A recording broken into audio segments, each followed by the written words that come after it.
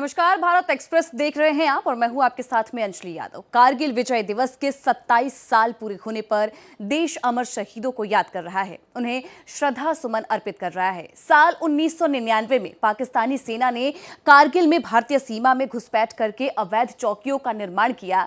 तब Indian army ने operation विजय launch करके अपनी जमीन वापस हासिल करने की जंग में भारत मां के 527 वीर सपूत शहीद हुए।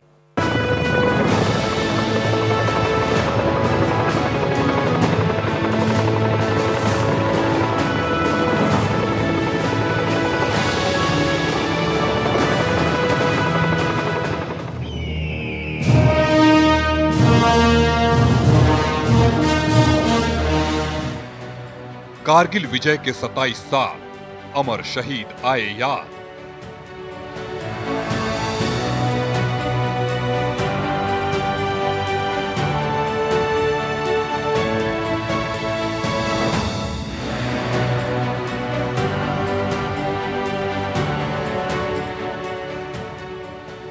,527 वीरों की कुर्बानी, 1300 जवानों के जख्म से जीत की कहानी।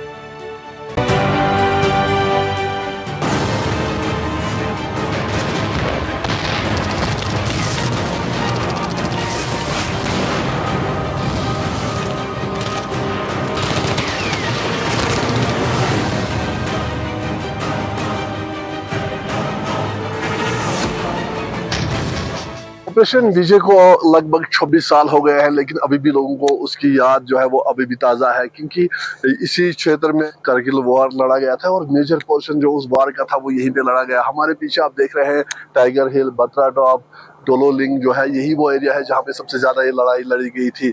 और हमारे साथ उस याद को ताज़ा करने के लिए तब कैसी स्थिति थी, किस तरह के यहाँ पे हालात थे, कर्नल आशीष खन्ना जी हमारे साथ है। इनसे जानने की कोशिश करेंगे कि किस तरह के हालात तब थे। उस टाइम पे हालात, आप अभी तो हम 26 जुलाई को हैं, लेकिन एक महीना पहले अगर आप जून 1999 की बात करेंगे तो हालात बिल्कुल ही टच एंड गो पे थे, ब्रिंक पे थे। और भारत और पाकिस्तान पे एक महायुद्ध, ये युद्ध तो चल ही रहा था, लेकिन महायुद्ध भी शुरू होने वाला था, जिसमें शायद न्यूक्लियर वेपन्स भी इस्तेमाल होते।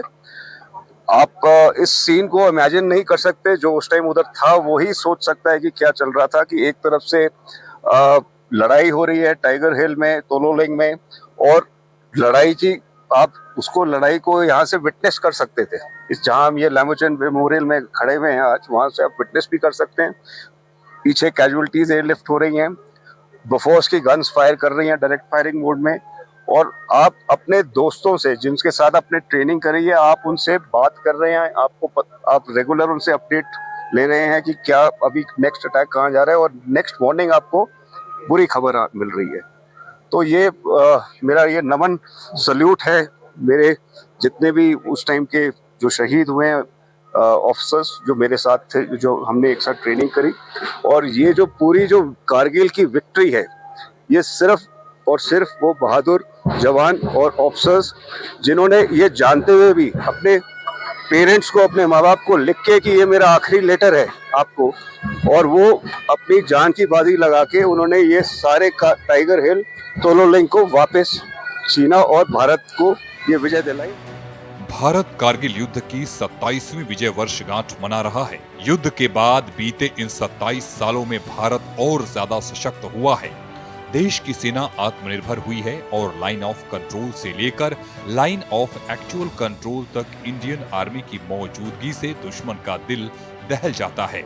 सेना को सप्लाई राउंड में मदद करने के लिए LOC के पास कई हेलीपैड बनाए गए हैं। अब सीमा पर तैनात रहने वाले सैनिकों को अमेरिका से आने वाली विशेष विंटर क्लॉथिंग और जूते दिए जाते हैं। उनके हाथों में सिग सायर राइफल्स हैं और रहने के लिए नए तरीके के शेल्टर हैं। इन सुविधाओं की वजह से अब भारतीय सैनिक 45 डिग्री तापमान में भी पाकिस्तान और चीन की लगी पोस्ट पर लगातार ड्यूटी देते हैं। भारत की सेना टू फ्रंट वॉर के लिए पूरी तरह से तैयार है, यानी पाकिस्तान हो या चीन, किसी भी मोर्चे पर, किसी भी परिस्थिति में, किसी भी वक्त भारत की सेना दुश्मन को करारा जवाब दे सकती है। कारगिल युद्ध ऊंचाई वाले इलाकों में लड़ा गया था। भारतीय सेना को पहाड़ियों के नीचे से लड़ने में काफी मुश्किलों का सामना करना पड़ा था। कारगिल वार के एक और हीरो हमारे साथ है, मेजर जनरल असीम कोहली, जो कि तब वार में बिल्कुल आई विटनेस थे और कहीं एरियाज में उन्होंने लीड किया है। इनसे जानने की कोशिश करेंगे कि क्या माहौल था तब जब ये वार हो रहा था 1999 में। माहौल की अगर मैं शुरुआत करूं तो पहले तो एक सरप्राइज था, क्योंकि मैं बड़ा क्लियर वर्ड में बोलूंगा कि हमारे पीठ पे छुरा घोंपा गया, धोखा दिया गया पाकिस्तान के द्वारा, इंट्रूजन करके हमारे जो एग्रीमेंट्स को उसको तोड़ के। लेकिन वो एक चीज हो चुकी थी। अब दिल के अंदर एक भावना थी कि जो कुछ किया है वो तो हो गया। अब हमने दुश्मन को उन पहाड़ की चोटियों से हटाना है। देश के सुरक्षा के लिए जो चीजें जरूरी हैं, रोड को ओपन करना है जिसपे पूरा लद्दाख का जो कम्युनिकेशन होता है, और हमारा जो दिया गया टास्क है उसको पूरा करना है। उसी के को ध्यान में रखते हुए देश के अलग अलग हिस्सों से आर्मी को यहाँ पे इंडक्ट किया गया था। मैं उस समय हरिद्वार के पास में एक कैंट है, रायवाला कैंट, वहाँ पे उस समय था। वहाँ से हम लोगों को मूव किया गया। हम नीमू होते हुए और बटालिक सेक्टर में हम उस लड़ाई के लिए पहुंचे। और जब तक हम आगे आगे बढ़ रहे थे, इंफॉर्मेशन आती जा रही थी, एक गुस्सा दिल में आता जा रहा था, और जो भी कुछ लड़ाई में चल रहा था उसकी इंफॉर्मेशन आ रही थी।